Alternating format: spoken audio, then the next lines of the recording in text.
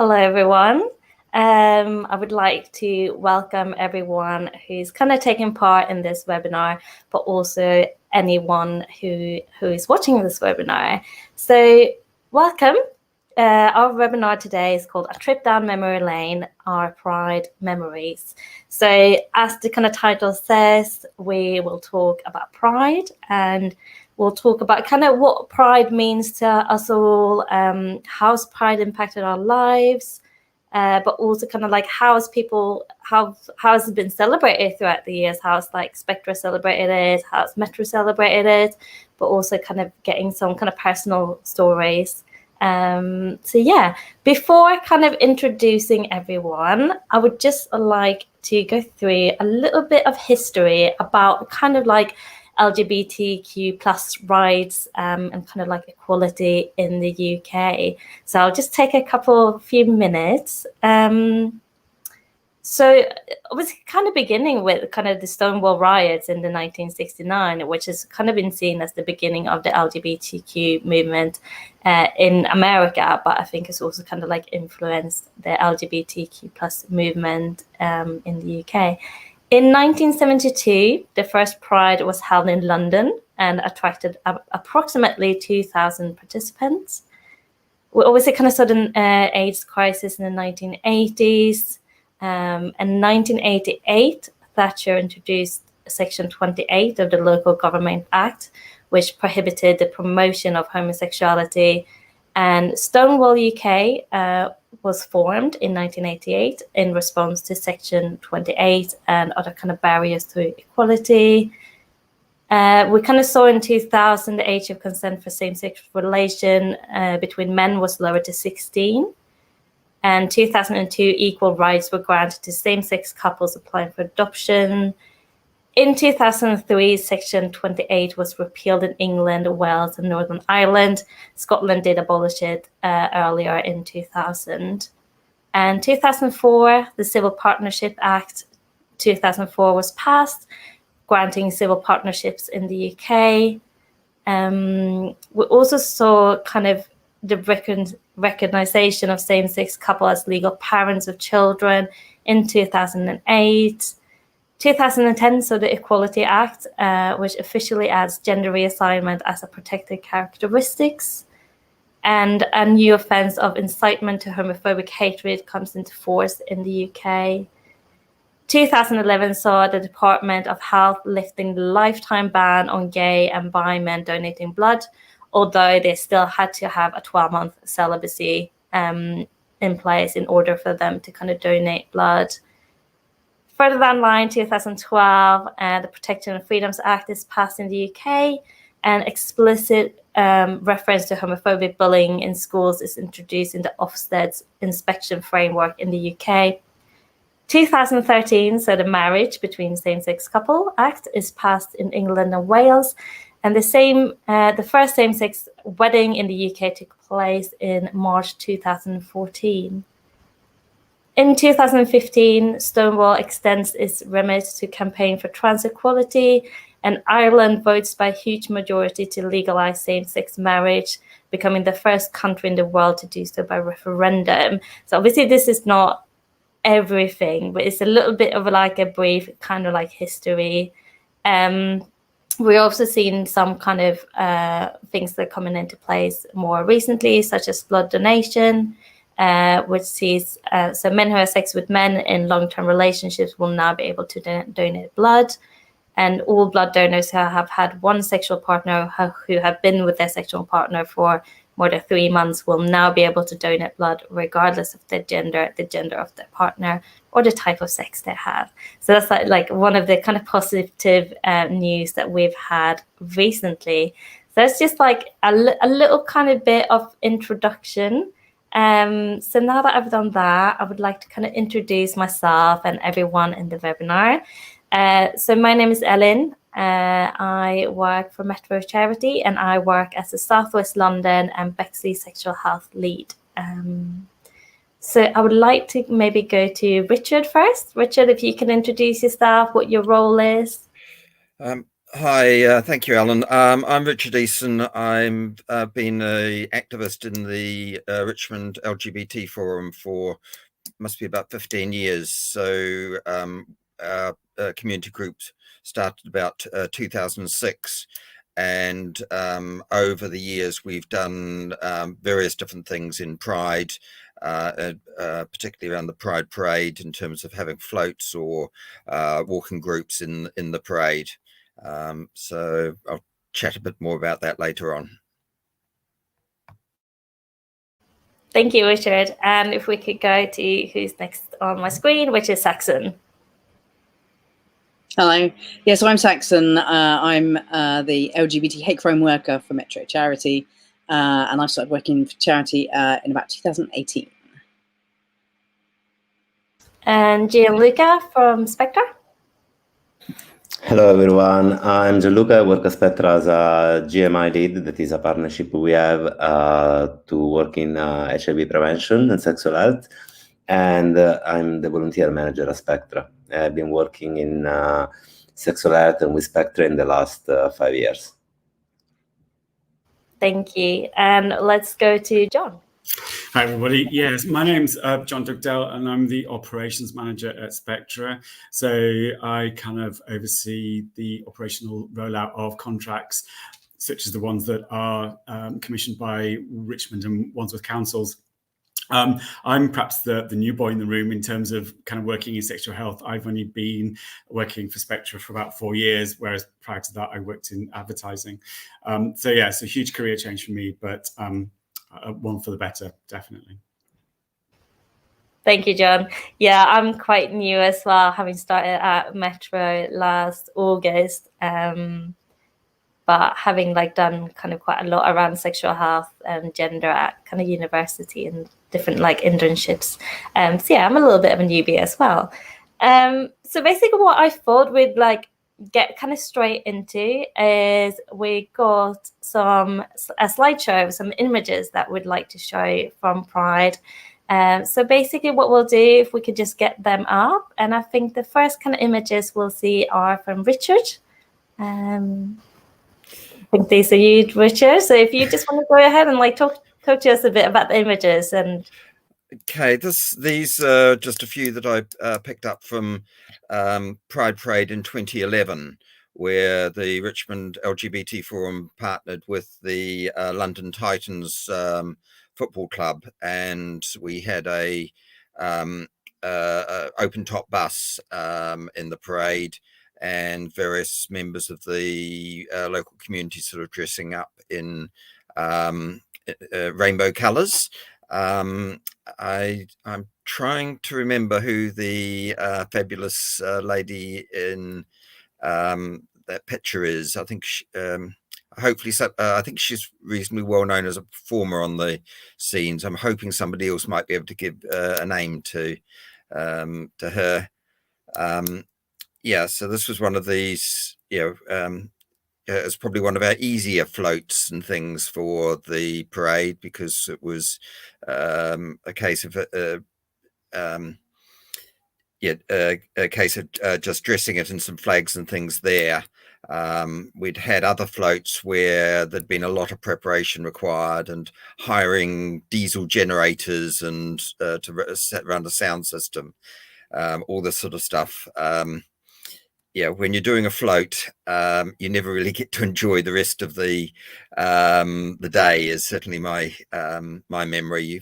You have to be there. In those days, you had to be there very early, set up your float, and then you had to get it away and get it stripped down and things afterwards. So I noticed that when I looked at my notes that I've been involved with floats sort of alternate years through the late 2000s. And I think that's on the basis that it took that long to forget all the hassle and agree to do it again. You wouldn't agree to do 1 year in because it was it was a lot of work. But looking back, they were good. They provided a focus for other people to join in and have a good day. So yeah, some good memories, but very much a lot of work these days. Quite happy just to join a walking group. Yeah, I'm so excited for obviously because this year has been very strange with the pandemic going on and stuff, but I'm super excited to kind of celebrate Pride like properly and stuff with kind of Metro. So Richard, can I just ask you as well, when did you go to your first Pride and when was your most recent Pride? I think my first Pride was 1999 at Finsbury Park. So I sort of came out reasonably late in life in my 30s. So I think it was Finsbury Park. And yeah, I remember a few other ones, which was Hackney Marshes, a route march from the station or something. So a number of these were places I had to look up on the A to Z before to figure out where they were or how to get there and how to get home. A lot of the park festivals, I can remember the no mobile phone signal, not being able, unless you actually went there with the people you wanted to spend the day with, your chance of actually finding anybody was pretty remote. So I can remember a few different parks sort of walking around looking for people and not finding them.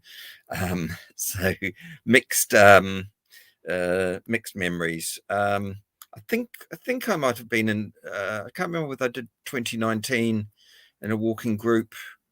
I've done the Rainbow Boroughs walking group a couple of times, and then some other years just been in the audience or in London. So tend to dip into it. Usually to facilitate other people being involved, so friends who want to be in the parade or friends who want to go and watch the parade. Probably I'd say I've probably been to sort of every other parade over the last, oh dear, is it 20 years? Probably. That must be some amazing kind of memories for like so many years. I think it tends to blur into one, and can sometimes blur as the day goes by. If enjoying it or not. But quite a few parades. I think more memories of some of the problems and things. I think it was 2009. We had a float. And there was a bomb scare security incident the night before or something. I think a suspicious package or might have been explosives found on Lower Regent Street or somewhere around Haymarket, somewhere like that, threw everything into sort of disarray. So yeah, it's probably more the negatives that I remember than the around delivering floats and delivering events for other people to enjoy more. Yeah, thank you, Richard. So we have like a few kind of questions, but I've thinking we'll go to like do the pictures first and then we'll ask a few questions later on as well.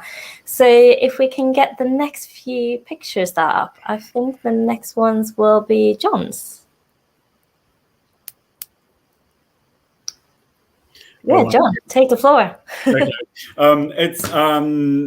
This for me is kind of just there's some various pictures from like kind of 2018, 2019, maybe 2017. As I said, I've only been working for Spectra for about 4 years now, and one of my kind of first jobs was to organise kind of Spectra's joining the parade. Something that Richard mentioned about, I touched on, I resonated. I mean, I didn't come out myself till about I was 26. So, going for kind of attending prides just wasn't something I did. I've only lived in London for about 11 years. And so my first Pride parade was, I think, that first year I was in London. Obviously, now I was, I think, 42 at the time. So a very late kind of comer to like the Pride parades. And kind of was hanging out with friends and what have you. And then I think similarly, the idea of taking a mobile phone charger wasn't a priority, and therefore phone ran out of battery, and then trying to find people just never happened. And one of my iconic memories is kind of, you would arrange to meet at the bottom of Rupert Street, where everybody was buying kind of warm lager from in a 4-pack from a newsagent across the road. And then you might get a text saying from your friends going, we're at the top of Rupert Street up near the Welly. So you'd then try to get to the top of the Welly, which would take you half an hour because you're just trying to squeeze through. And, so that's quite iconic. And then, afterwards you kind of go, I'm not doing that next year. And lo and behold, next year you find yourself going back in the crowds at the bottom of Rupert Street going, why am I doing this again? So that was my first experience, I suppose, of Pride. And then obviously to then be involved in it, in the work way, if you like, was kind of sort of a big change for me. The fact that we got to showcase alongside all these other amazing organisations that we work with. We got to kind of parade, and I think the first picture for me is the one that was taken on. It's on the top right of the screen, where kind of we're literally heading down from the meeting point at Regent's Park on our way to the holding area.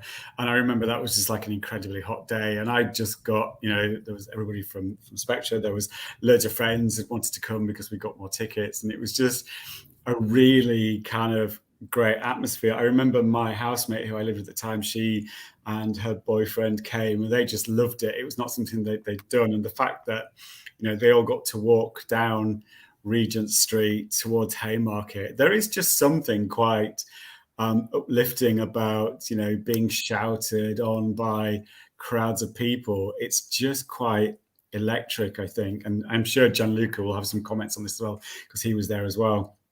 And so the next, and I think the bottom kind of left, is it shows some of our, at the time there were some of our kind of sessionals, along with Karen, who's our CEO, and our chair, Andy Sovold, who was there as well.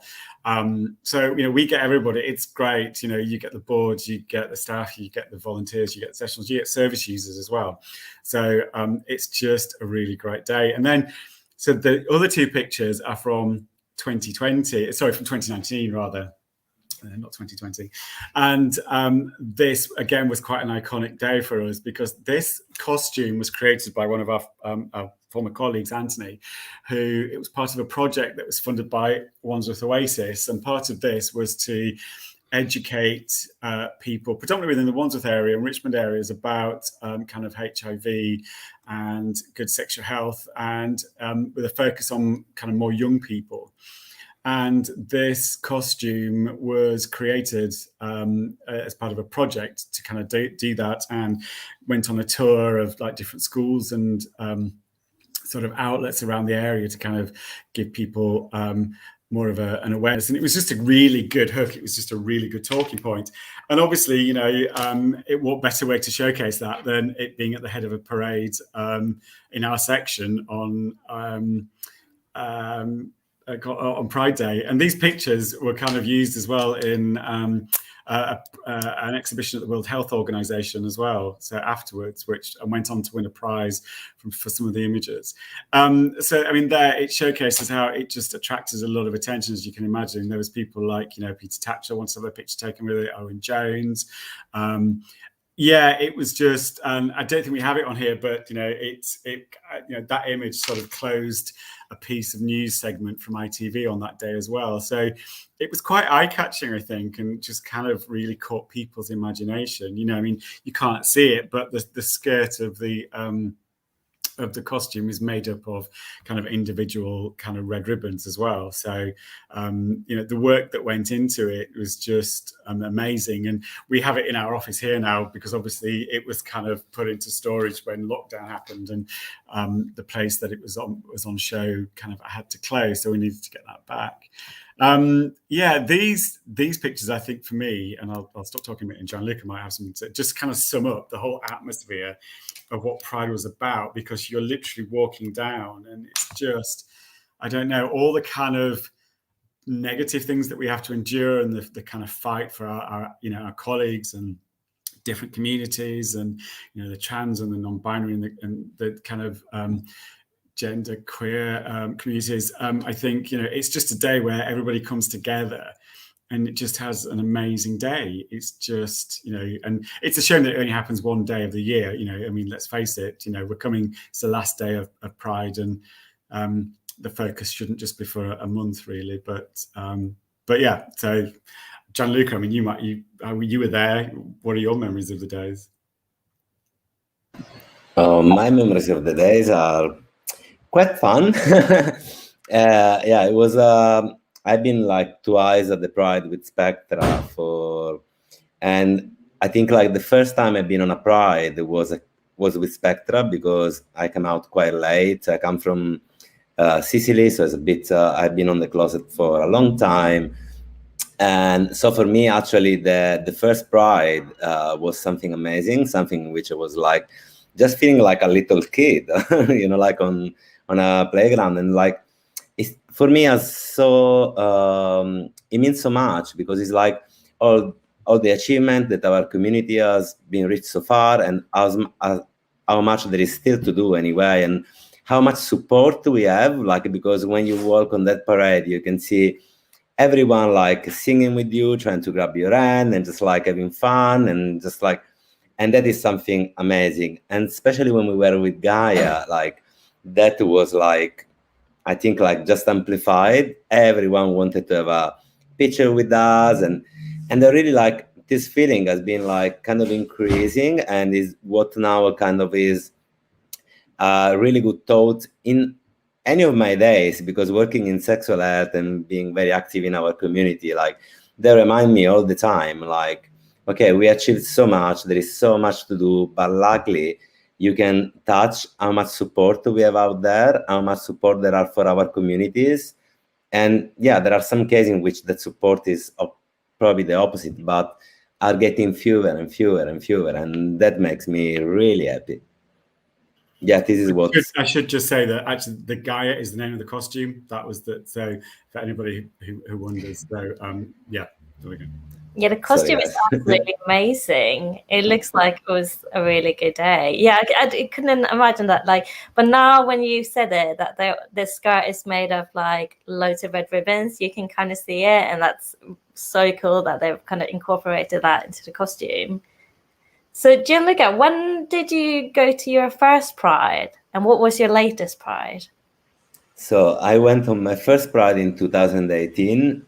And my latest Pride was 2019, and I cannot wait to have another one. And the nice things that I really remember from 2018 is like I went with the Pride to the Pride with Spectra, and then like the week after I was flying to Italy to come back home, and I think it was a coincidence, but I really loved it. Like as soon as I arrived, I learned that in my city there was the Pride going on that weekend. So I just went in, and it was the first time that I was like feeling like kind of free to attend an event like this, not caring about what other people can think, and just thinking, well, that's myself. And so many people like me are actually taking ownership of what they are and how they deal with people. And that was like amazing. Like my first Pride actually was 2 Pride in 2 weeks, and I really loved it. That's great. You got two Prides, but in different countries. Was there any kind of? Did you find any like difference between like being in Pride in the UK and being in Pride in your hometown? I was very surprised, because I actually was thinking that the Pride in my hometown would have been like something little, and like just like, and instead I was so surprised. Like the whole city was like just dressed for a Pride, and there were like area in the city where you could have gone for the whole week. They did like a week where they did events in libraries, events in cinema. Like it was just amazing. I was actually, I I didn't actually find that kind of different, just the people attending probably. And yeah, and it was like great. Yeah, it was like, for me, a big surprise that in my city, that was the Pride. Yeah, that's great. Yeah, I don't even, yeah, because I don't have too much to compare to, because I've only been to one Pride, and that was in Sweden, which I'll talk about in a bit. But yeah, let's move on to Saxon and see some of Saxon's pictures. So my well, I think my first Pride was actually probably something like 1992, and I think I went up just to watch a Pride go past. I don't really remember much about it, other than obviously it just made me want to get involved, but we didn't know how. I think at that point I was about 15, 16. It might have been the 1991 Pride, I'm not sure, but anyway, by my first proper go and get involved with a walk type thing was the little picture there, which says Queer Valentine Carnival, which was a Valentine's Day festival in Soho, where there was like a little mini march that went around Soho Square and through a bit of Soho, and it ended up in Old Compton Street, where they renamed the Compton pub there, above that, to be Queer Street. And they had lots of speakers and things. And I was 16, that was 1993. I went with my ex-girlfriend and her new girlfriend. And they had this big dating stage where they put everyone that came into like the Old Compton Street, they put a sticker on you that said top, bottom, or versatile. And I didn't understand what that meant. And so someone just stuck a top on me. But they all had little numbers on, and if people liked you, they'd go up to the stage and say, I want to meet up with this number, and they'd invite you up. But no one read me out. Sad. But so that was like my very first, and that was quite political for that one. Then I went to the Pride later on that year, which I think that might have been a Brockwell Park one. I'm not sure. I can't think. But and that's where that picture with the weird flower. So that was taken a few days later in my garden in my parents' house. I'd just turned 17. I'd gone to Pride again with my ex and her girlfriend. Terrible mistake. And that, I'm pretty sure that was, yeah, Brockwell Park. And so back in the day, you used to have the Pride March, which I think back then was going from like Hyde Park round to Westminster. I think a lot of them were doing that sort of route. And then you got on the underground and travelled to a big park where there was a free festival. So actually my sort of big memories are not the march itself, although at that point I think we just tagged on the back of some random group. We didn't have any kind of marching rights, and we just went, let's just try and get involved, and we just tagged onto the back of some sort of feminist bisexual group, if I remember correctly, and just walked behind them as if we were part of it. Security didn't exist back then. And then I remember getting on the underground train and everyone just singing Gloria Gaynor, and it just being like a whole tube carriage, like the whole tube train was just full of LGBT people all singing Kylie and Gloria Gaynor and things like that. And like even just going down the escalators, everyone just singing. And I'd never had that kind of experience ever before. I'd never been into like big sports or anything. So I'd never been in like a large group of people where everyone felt the sort of same sort of thing and all had a similar sort of outlook. So it was like a sort of a really sort of momentous experience for me. And then I got to the park, and back then they used to have like a little string of market stalls and things, as well as like the club tents and things.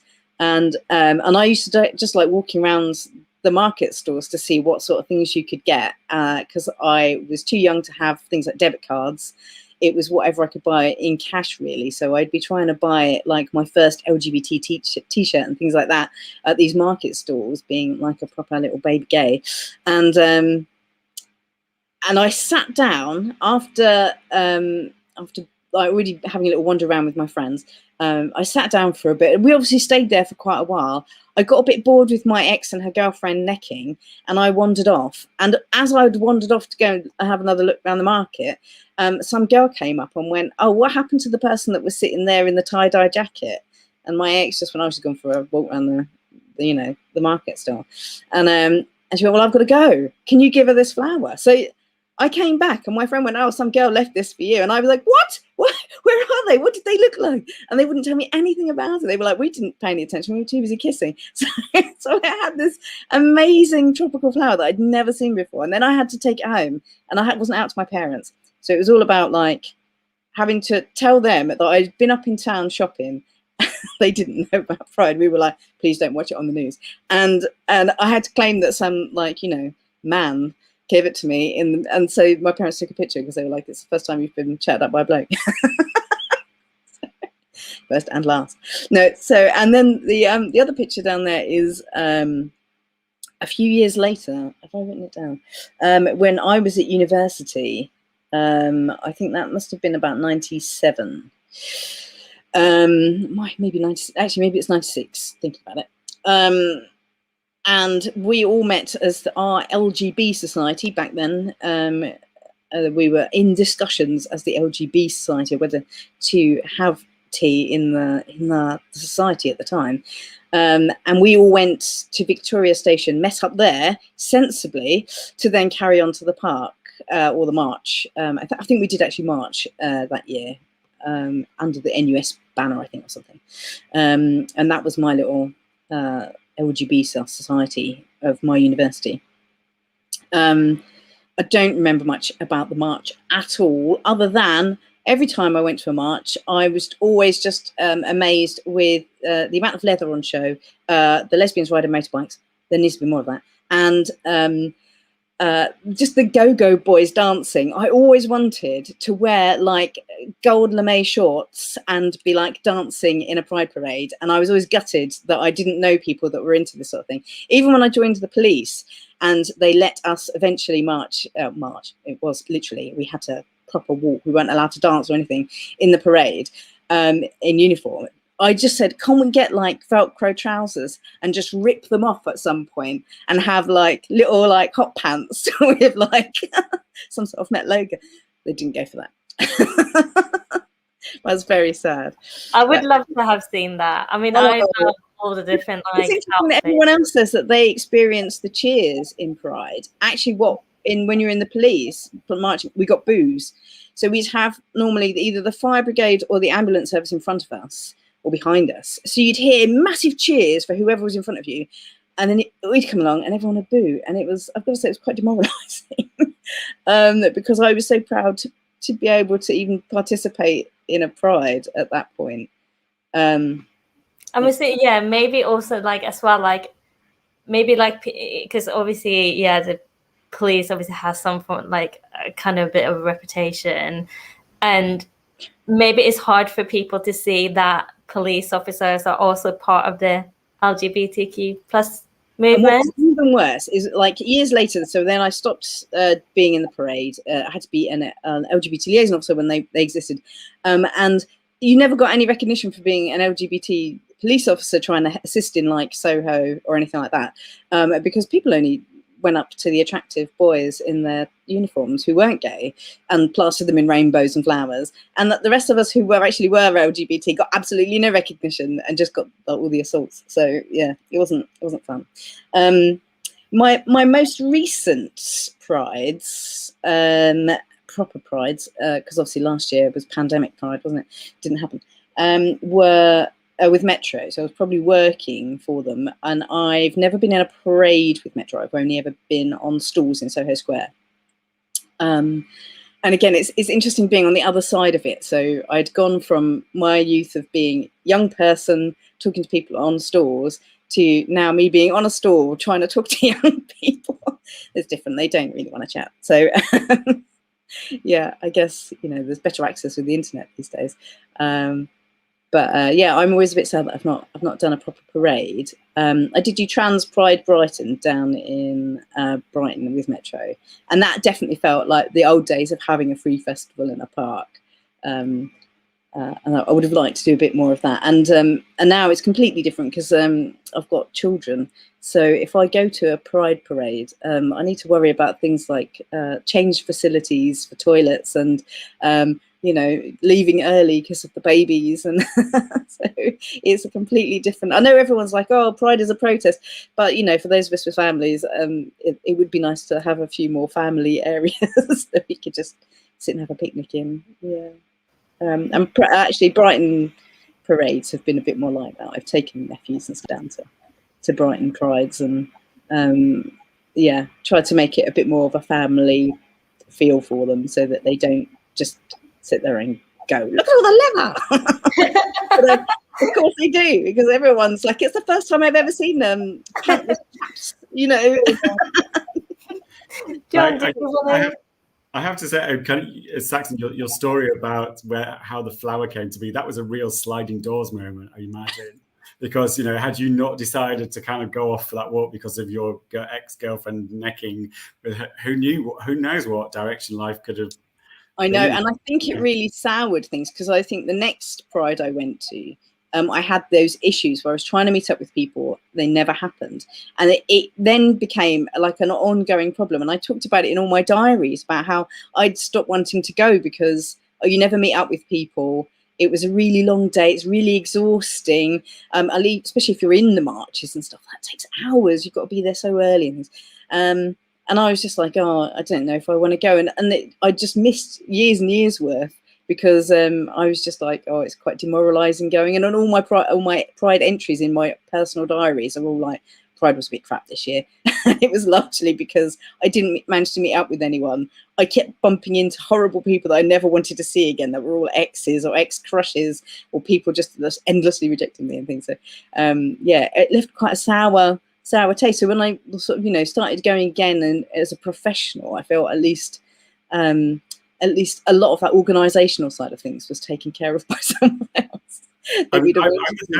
Because you know, like I said, when I first came to London, the first couple of years I did it, you know, because I was new in London, and it was, you know, I was hanging out with kind of like my group of friends, what have you, and then had that kind of gap where it was like, really, you know, it's like you used to say, it's quite exhausting. You know, you can't get into to use a bathroom somewhere, you know, or you can't, you know, so the idea that having children, it should be a great day out for them, but you've got those other factors to kind of, you know, and sometimes the kind of family areas seemed a bit tokenistic in the beginning, and they were just a bit, you know, not great.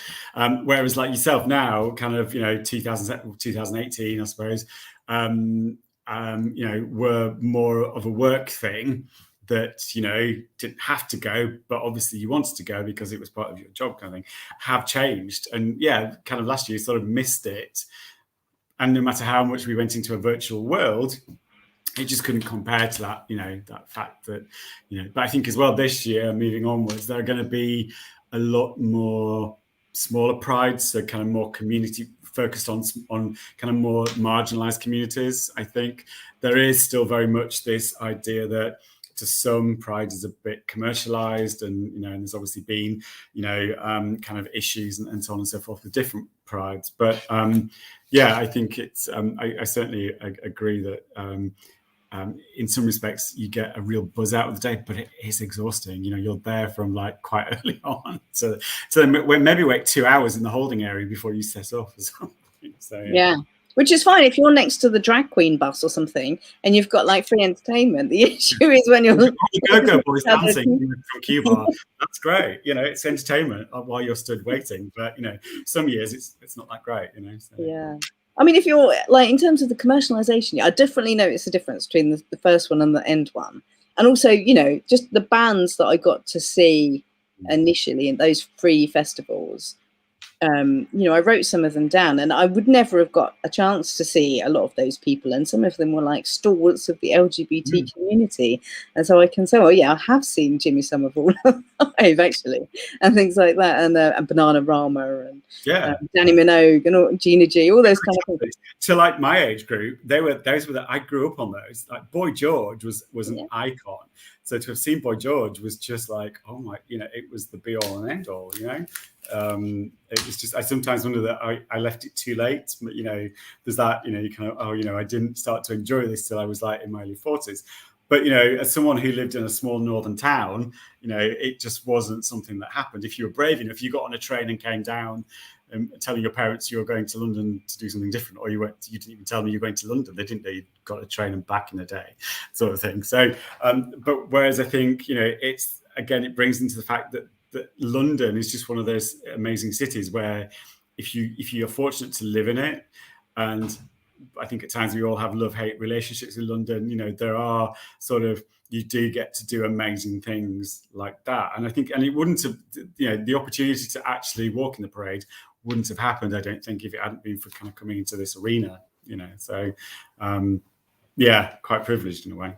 Yeah, I just hope that my children get a chance to experience like that kind of free festival feel, really. I'd love to, instead of the commercialisation being in the parade, I'd love them to sort of invest in that sort of free market stall field thing, so that young people can go and like, yeah, just browse T-shirts and buy a pride flag and all that sort of stuff that that was really important to me when I was like 14. Yeah, I guess, and also like the fact about like what kind of John said about how kind of future prides might be a bit smaller and more kind of centered in, you know, local kind of communities and stuff. Like, because I feel as well that sometimes London feels, from like coming to from kind of smaller cities, London can feel quite big and scary at points. So when there are like kind of, for example, like obviously like if there's a pride or a big protest and stuff, it's like so big and it can be maybe a little bit daunting. So like it might be a bit more accessible to people, because also Saxon, as you kind of explained, that having kids and going to pride is, you know, it's not the same. You need to like have toilets close, you need to have places you can sit, you might need to have places in the shades, and, you know, you might need to kind of buy water and stuff. So like it is obviously quite kind of different. So yeah, that would be one thing to kind of maybe like, yeah, hope for kind of for pride as well. So yeah, if we go to the last set of images, those are my images, I think. So yeah, very, very colorful. This is my first pride that I went to in Sweden. I'm the one on the right, my brother's the one on the left. I went with my brother, and this was like the first time, I think this was his first pride as well as my first pride. My brother kind of came out to me when he was about, I think he was about 14. And in that kind of same year, he came out to our kind of whole kind of family as well. But he's never really liked the idea of pride. He's always been very like that, you know, we've seen kind of prides with like guys in like leather hot pants and, you know, very kind of like out there. Whereas I think he maybe felt a bit more like he didn't just want to like cover himself in rainbows and be like, I'm gay, here I am. But I think like as the years went on, I think he became like, you know, pride warmed up a bit more to him. So we decided to go. It was me and my brother, his boyfriend, and another couple. And we had a caravan, which we went in. So it was in Malmö. I live about 45 minutes away from Malmö, but we decided to stay the whole weekend because we wanted like the whole experience. We wanted to go on the march, and we wanted to see the gigs, and we wanted to sit in the park. So we decided to get this caravan and go in that. So we just basically parked the caravan on a random street, and we were 4 people living in it, and it was very crammed, but it was such a good weekend.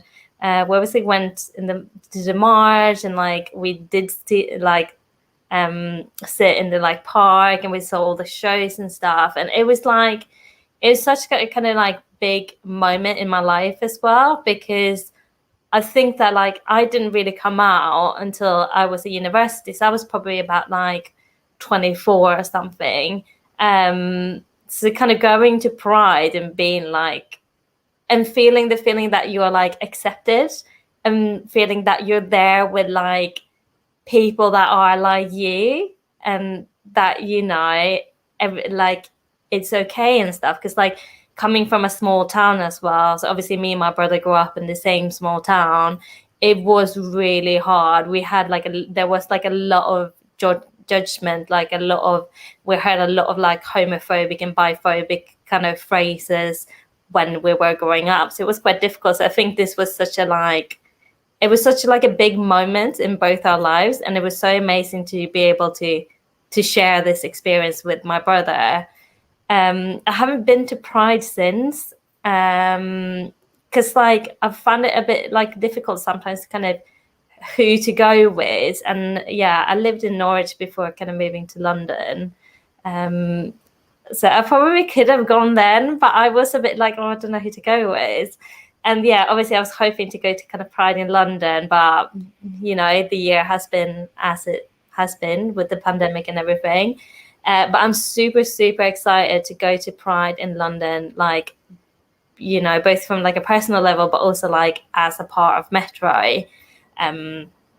Yeah, so that was those kind of pictures. So my first and latest and only Pride, but hopefully so many more to come. And yeah, I'd love to kind of go with my brother again when I'm in Sweden next time. And I'd love to see if there would be any different, or what the different kind of vibe would be going in Sweden and then going in London, for example.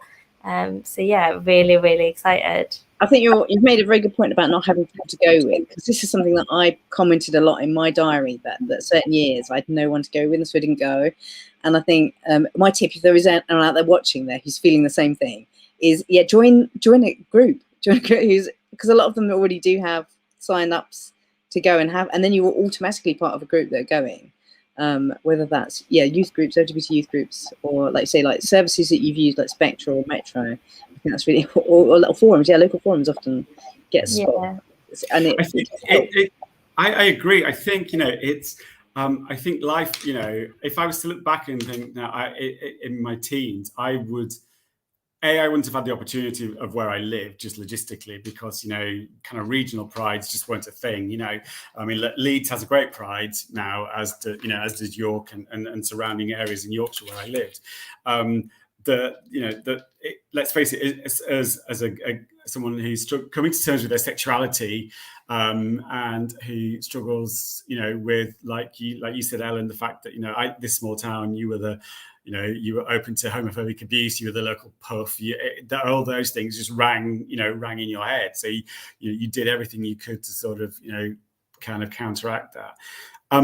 To now come to somewhere London and kind of go to a Pride, is quite, I think, a privilege as well, knowing the fact that I get to do it with people I work with my friends, and it's a great day out and what have you.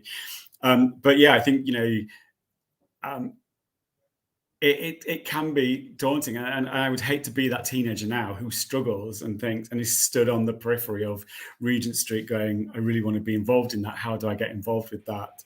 And it's again, out, isn't it? It's a terrifying thing to think if you're not out, you don't. I remember my parents might watch it on the news and see me, that's why there's no photos of on the ITV news for the wrong reasons. Do you know what I mean?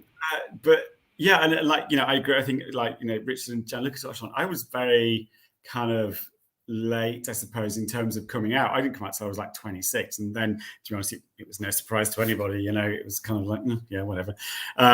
So I suppose at times I felt like I've had a bit of catch up to do, because I think there are times that you're expected to, you should get a Pride, you should do this, and and almost kind of like the years I didn't go, I felt I had to kind of justify it in some way as to why I didn't want to go, and it was it's a great day, but it's again, don't want to be stood at the bottom of Rupert Street drinking warm lager out the cans. It's just it's quite I think it is one of the things that you get to dip in and out of, which is great. But as someone who now works in an agency, and for someone, for something that is promoting those kind of rights and equality, it's quite a privileged position to be in now, I think, to be able to get to do that, and what have you. So you can be involved in different ways these days as well, I think. Because Pride started doing the arts festival and stuff, so there was a week-long thing around the actual march. And I ended up being in a photography exhibition and getting involved one year just from the photography exhibition, and then that toured around various different prides, which gave me a good excuse to go to a few of them.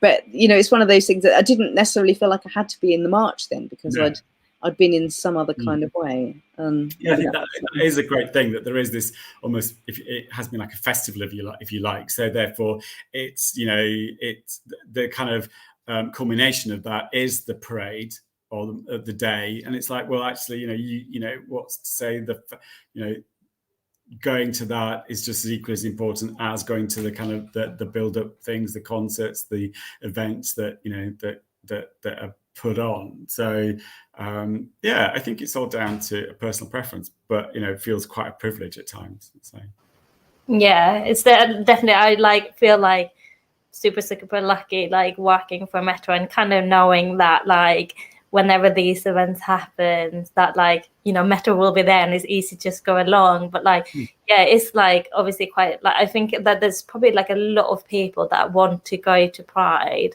that don't have anyone to go with, or they might be like too scared asking their friends to go with them and stuff like that. But yeah, then like as Saxon said, like there are so many like LGBTQ plus groups that like join a group, like join like or any kind of like youth clubs or anything. It will be safer as well if you go as a group. I think especially after the pandemic, I think a lot of us will be feeling quite socially anxious about being into crowds, and I think at least being in a crowd with other people who are looking out for you, basically, because you're under their banner, will at least make you feel a bit safer, I think. And I know we've previously, when I turned up at 17, I didn't bring things like water. I didn't consider things like that in the summer in London. Whereas at least like I know our groups, we tend to bring some spare water with this, because there's always a few people that turn up are completely unprepared for the vigors of a pride. I definitely didn't bring enough water when I went, and I think that summer 2018 was one of the hottest summers in Sweden. It was boiling, and I remember we had to I don't even know if we walked the whole way. I think we dropped off towards the end because we're like, we're so hungry and thirsty, and we just had to go and eat something. But so definitely tip, bring water. And I guess now as well, I don't know what it's going to be like next year, but obviously now whenever there's kind of things like protests or anything, is like hand sanitizer, masks. So I think hand sanitizer and masks are probably going to be like a bit of a staple for larger gatherings, but we have to see what it's going to be like.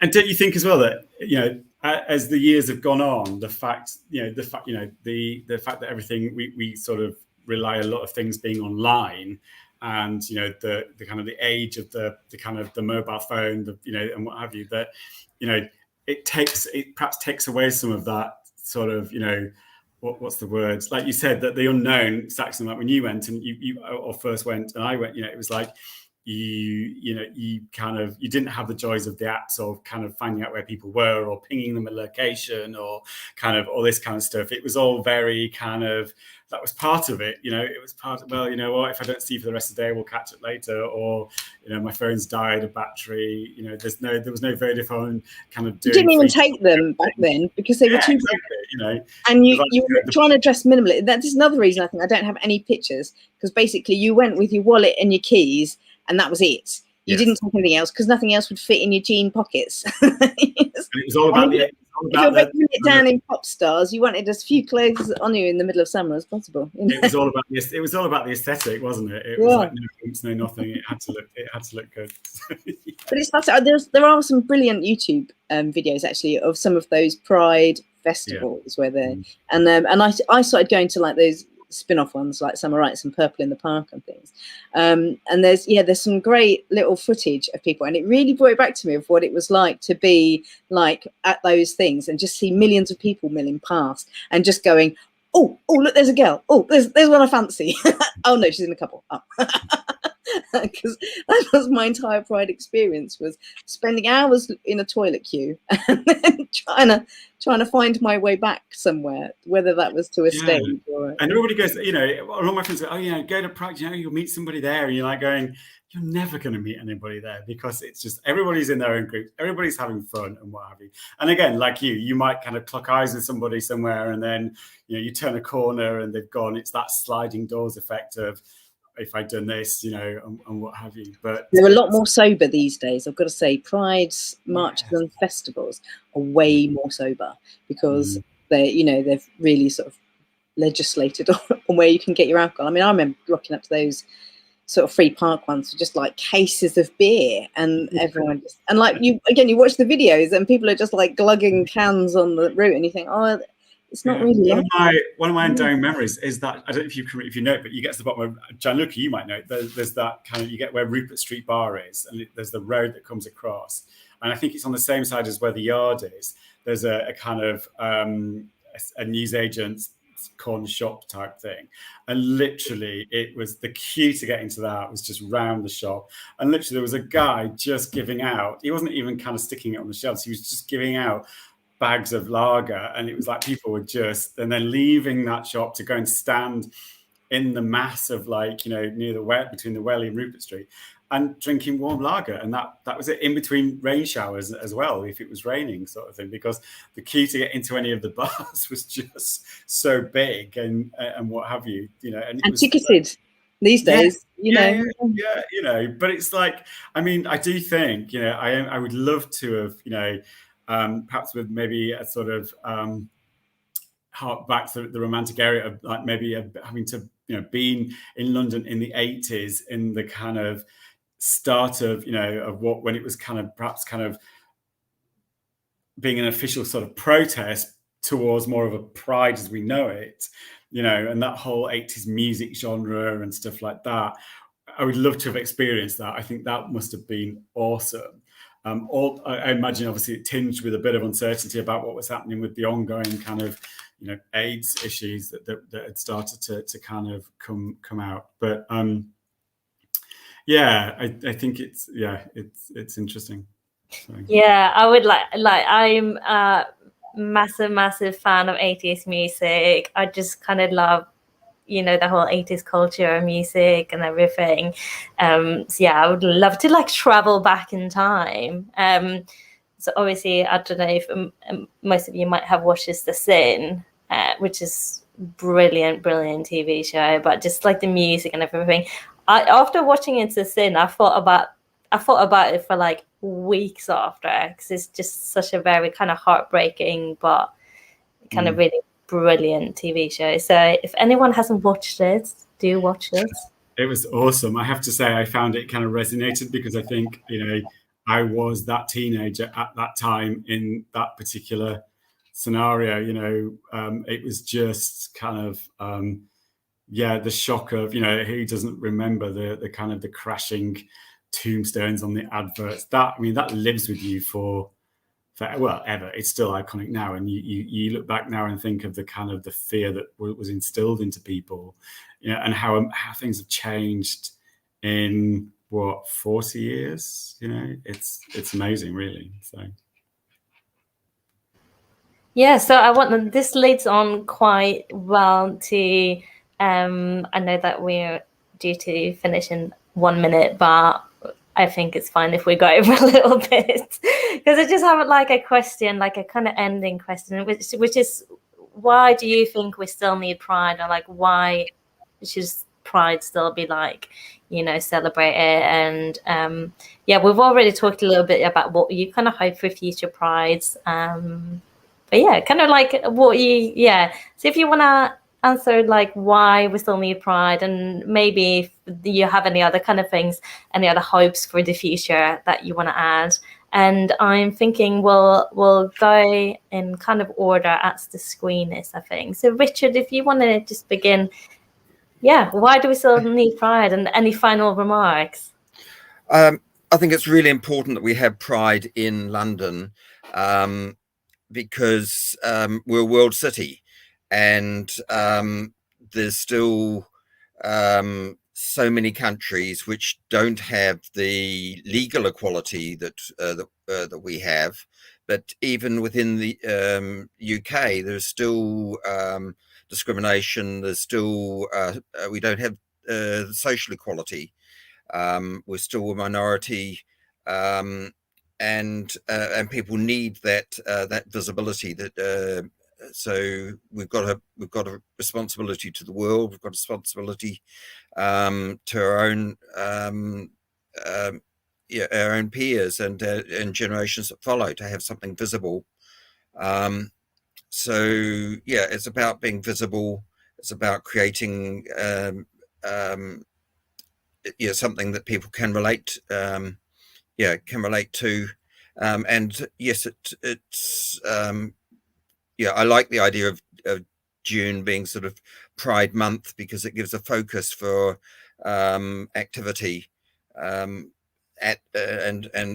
talking about things we mightn't talk about at other points in the year. So yeah, I'm hoping for, or certainly for next year, that things are a new normal, and we can be out and about and be visible.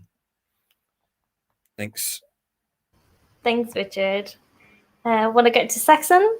Yeah, I mean, I'd still think there's minorities within the community. So there's still people that struggle to come out. There's still people that are getting, trans people get abused by the press on a daily basis.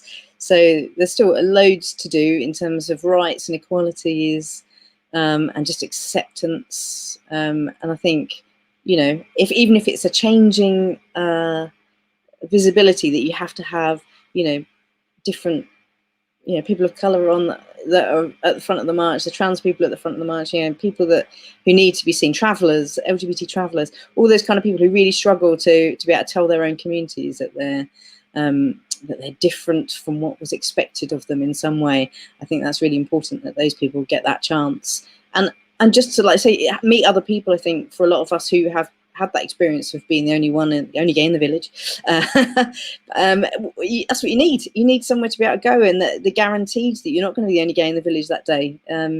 Even if it's thousands of people, even if you never pluck up the courage to speak to any of them, just seeing other people who are like you, who might be like you, that's really important. And even when I did a whole Pride parade with an asexual flag one year, and just having a few people be able to sort of point and shout thank you, sort of thing, that's what's important, isn't it? Is to reach out to those minorities within the minorities, I think. And in terms of what I'd like to see for future, I'd just like to be able to sit down and more places to just sit down, more kind of free things for that I can bring my kids, even if it's just early on in the day. So we see, Mr. Tumble doing a nice game festival thing, and then we all leave so that everyone can get very drunk. That's fine.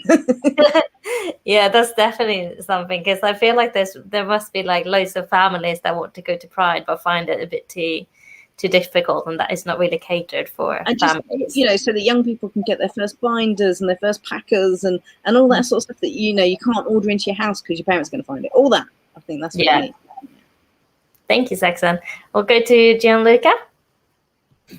Oh, yeah. So why I think we still need Pride is to keep reminding us our achievements so far. And as already Richard and Saxon said, is even to let other people sing in a way, and trying to let them mirror what is happening in our community, even in other countries, or even in this country, maybe people that are still not out, that still don't feel comfortable in coming out into society.